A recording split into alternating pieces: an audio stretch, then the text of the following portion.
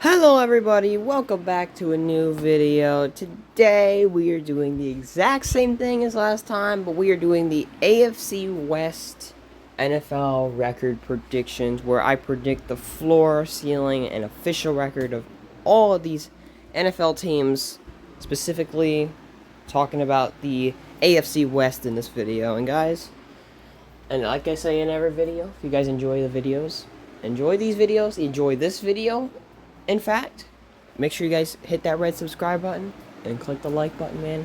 If you enjoy it, comment, and yeah, anyways, we're just gonna get into this.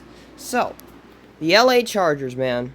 The LA Chargers. The thing about the Chargers this year is there does a lot of different things with the Chargers this year. They got Keenan Allen back, and they also got the Hampton running back guy. I forgot his first name. Oh, I think it's Okari Hampton or something like that. Yeah, so they got him. They also, I think, got rid of Gus Edwards or someone like, I don't know. They got Najee Harris as well. So the Chargers, it's just such a weird team still. I don't fully trust this team as well. I mean, they lost Joey Bosa to the Bills, which I don't think that's too big of a loss because Joey Bosa was kind of rusting a little bit, you know. He was a bit rusty and stuff still. And he's getting older, so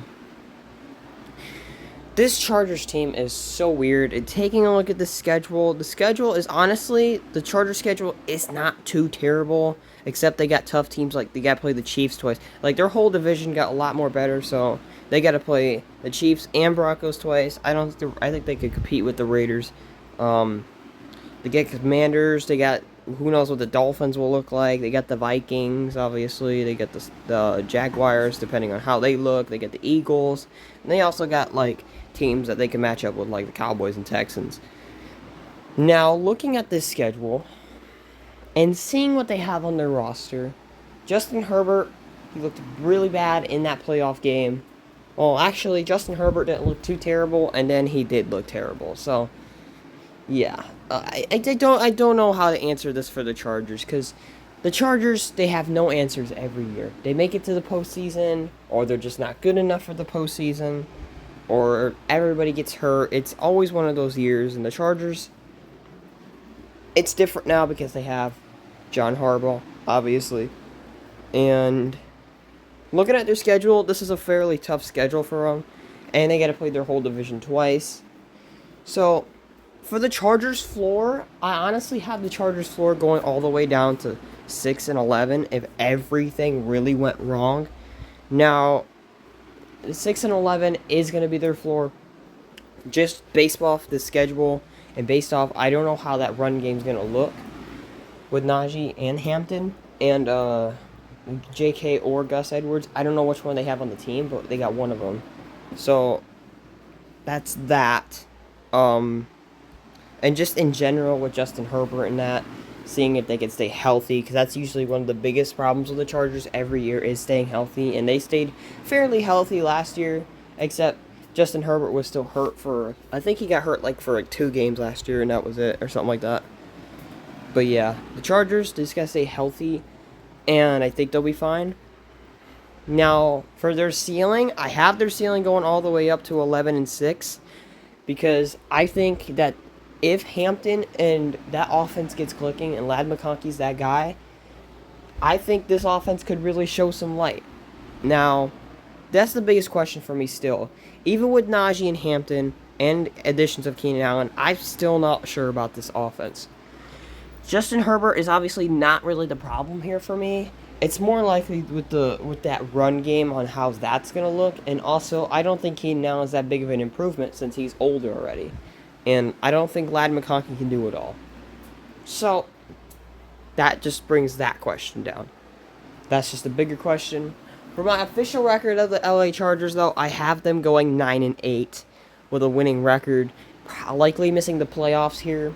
I'm just not too sure about this Chargers team yet. I still think they should get, like, at least another decent wide receiver. If they get another decent, good wide receiver, I think this team could really do some competing. Now, I do think they can compete now. It's really hard for me to see how they can compete when they have only such low wide receiver depth. Because Quentin Johnston, yeah, he's had a good preseason and all, but I don't think he's going to be the guy either. So, but what they have now, I still think they can compete a little bit. But that's it for the LA Chargers. Moving on to the Denver Broncos next. The Denver Broncos. They made the playoffs last year with Bo Nix in his first season, going 10-7, nearly missed them. But yeah, they went 10-7. Bo Nix got destroyed in the wild card round against the Bills, and that was it. Now that wasn't. I mean, the Broncos. Honestly, for me with the Broncos, I expected the Broncos to go like 5-12 last year. I'm gonna be honest, and I was not really a believer until now. Now this team has made some major improvements. They got R.J. Harvey. They also got, I think they got another wide receiver. I'm not too sure. They still have Cortland Sutton and Mims, which were very big in that offense for Bo Nix. And they also got Evan Ingram this year. They also got some defensive pieces. And this Broncos team, the only question for me with the Broncos is this division, once again. Because all these teams in this division, it's going to be a fight. I mean, this division is just pure fighting. Like, literally. Anybody can win this division almost. Except probably the Raiders. But this division is such a dogfight, it's actually crazy. Like, even the Chargers could actually come out and win this division if they wanted to. But for the Broncos, for me, the Broncos, I liked their defense last year, and I like it again. Their defense, I don't know. Their defense did bring some questions last year, like Riley Moss and players like that. Still brought me some questions, but I think the Broncos defense is going to be cleared up this year. It's going to be another season where it just goes into the season. And, I think the Broncos are going to have a decent run game now. I think they got a different running back as well. I'm not too sure. But now they have filled in that tight end depth too. So Evan Ingram's going to get a lot of catches. Cortland Sutton's going to get a lot of catches. And now I'm starting to believe this Denver Broncos team. I think they can make it somewhere if they just play their hardest. Now, looking at this schedule, their schedule's actually pretty valid. Their schedule's not too bad. All they have to do is play their division rivals twice. They got to play the Bengals, Eagles, and the Packers, the Commanders, and potentially Jags, Titans, or Texans. So, not too bad. I can see them honestly going 3-0 and then just kind of losing a whole bunch of games down the stretch. Probably potentially going like something like 8-6 after that. But honestly, the Broncos, we're gonna see how they do this year. This is an interesting team to me. And for the Broncos floor, I have their floor at 7-10 if everything really went wrong, because honestly, I really do like that defense, and I really do like the offense now. I think the offense is much improved with R.J. Harvey, or I hope I'm saying his name right. We're just going to call him Harvey. So, yeah, Harvey and Evan Ingram, I think that improved the offense a lot more, even though that offense was really explosive still last year. And they also still got, like, backup tight ends and stuff, and, they're going to utilize that stuff. But, yeah, the Broncos, I can see this team making it pretty far if everything goes right this season. And for their ceiling, I have their ceiling all the way up to 12-5. I think this Broncos team could go all the way up to 12-5 if everything went right. Unfortunately, I don't see that with the Broncos in this case. I do, for their official record, I do have them having a win less. I have them going 11-6. Hear me out. I don't think the Broncos are winning the division just yet. So, because I have another team for that. But the Broncos, I have them going 11-6 this year, and I have the Chargers going 9-8. So, yeah, but everybody should start believing, because this Broncos team can go far.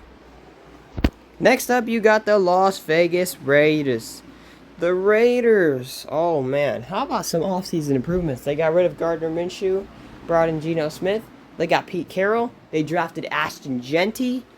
Yeah, the Raiders they're starting to make. They made some moves. They really did. And listen, the biggest problem with the Raiders for me, honestly, is looking at that defense and also looking at that wide receiver core. The wide receiver core is still very, very mid. Yeah, they got Brock Bowers and Jacoby Myers, but they still needed absolute number one wide receiver.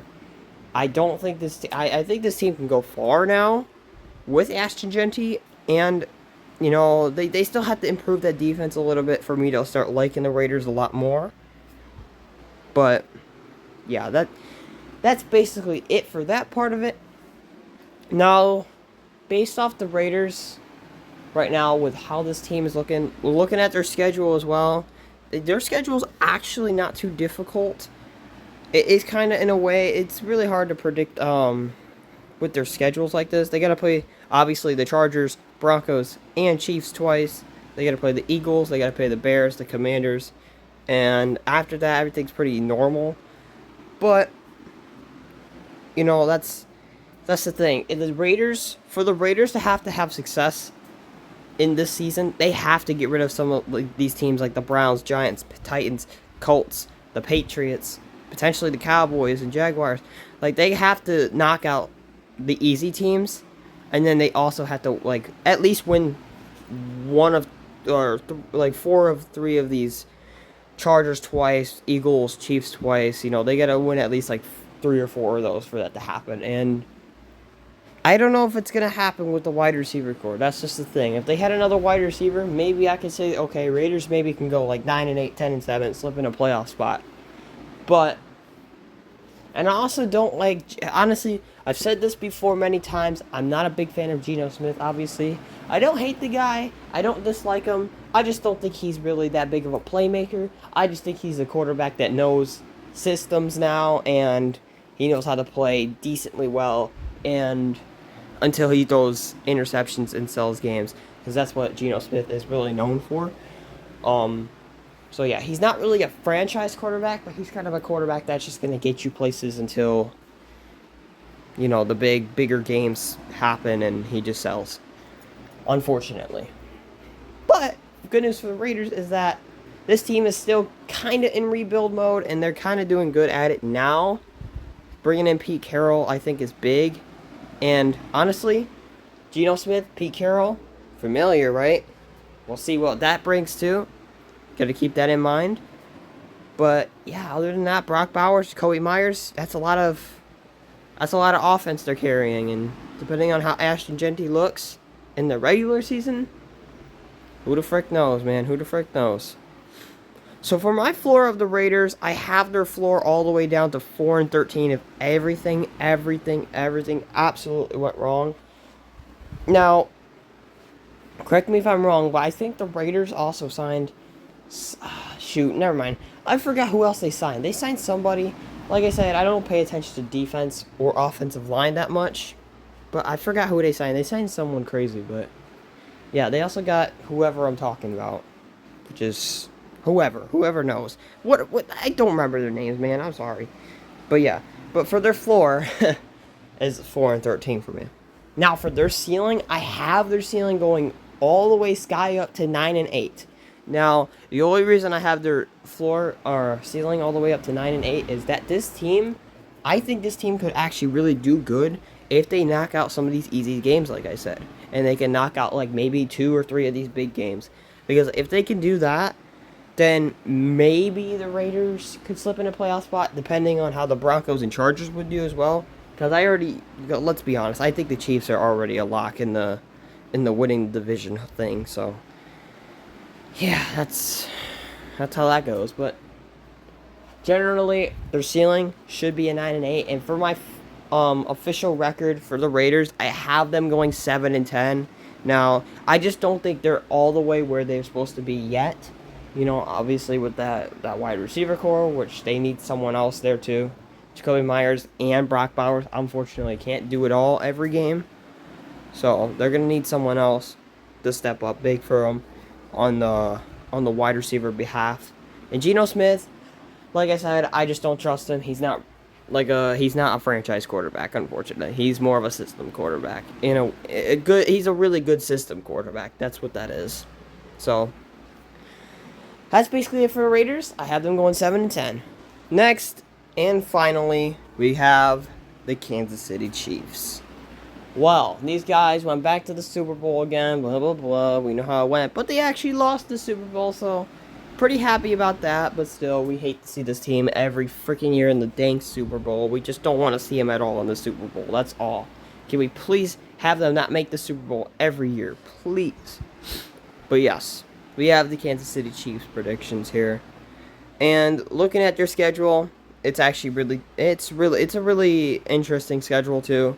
Obviously, they got to play the Chargers, they got to play the Broncos twice, they got to play Buffalo, you got to play Houston, you got to play Detroit, you got to play Philly, you got to play Baltimore, you got to play Washington. Honestly, really tough schedule.